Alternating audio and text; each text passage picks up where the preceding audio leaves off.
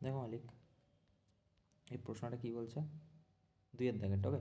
বলছে যে এ এবং বি দুজন মিলে কোনো একটা কাজ কমপ্লিট করতে পারে 20 দিনে। খুবই ভালো কথা। বি নাকি সেই কাজটা 36 দিনে কমপ্লিট করতে পারে। তা বলছে যে হাউ মেনি, কত দিনে এ একা ওই কাজটা কমপ্লিট করবে।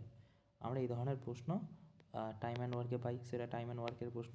আর সেই অঙ্কগুলো কেমনভাবে করতে পারি, যদি একটু ভালো করে দেখো, যে আমি ধরলাম এ আর বি কোনো একটা কাজ কত দিনে শেষ করছে, 20 দিনে, রাইট। আচ্ছা, তাহলে এখানে বলা আছে বি তাহলে একা কত দিনে করছে, বি একা করছে কত দিনে, 36 দিনে, রাইট। ঠিক আছে, তা আমরা কি করি, এখানে এলসিএম নিয়ে নিই।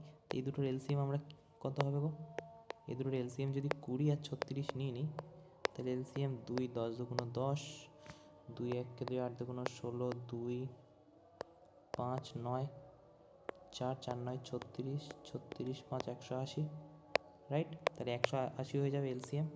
সো 180 করে দিলাম এখানে আমি, ওকে, 180 লিখে দিলাম। তাহলে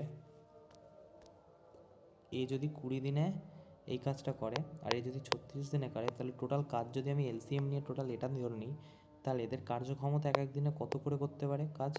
তাহলে এক এক দিনে ওরা কাজ করতে পারে, নিশ্চয়ই এটাকে এটা দিয়ে ভাগ করলে 9 হয়ে যাবে এর এফিসিয়েন্সি, আর এর কত হয়ে যাবে, 5 হয়ে যাবে এফিসিয়েন্সি, রাইট। 5 হয়ে যাবে আর 9 হয়ে যাবে। তার মানে বলতে চাইলাম, ভালো করে দেখো, যদি 20 দিনে এ প্লাস বি করতে পারে একটা কাজ, এবং ওই কাজটাই করতে, সেম কাজ করতে যদি বি 36 দিন টাইম নেয়, তাহলে এক এক দিনে এ বি মিলে 9 দিন টাইম লাগবে ওই কাজটা করতে, আর বির করতে 5 দিন লাগবে। ঠিক আছে, তা বির করতে যদি 5 দিন লাগে, তাহলে এখানে এ আর বি 9 দিন, তাহলে এটা নিশ্চয়ই 4 দিন লাগবে, তাহলেই 9 হবে। তা আমাদের কি বলেছে প্রশ্নে, বলেছে এ একা কত দিনে করবে, এর এফিসিয়েন্সি কত, 4 4 4 এফিসিয়েন্সি দিয়ে 180 কাজ করবে, কত দিন লাগবে, 9 দুগুণ 18,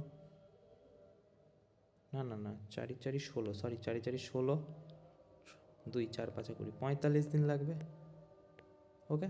45 দিনে গল্পটা শেষ হয়ে যাবে, সো 45 দিন হয়ে যাবে, ওকে।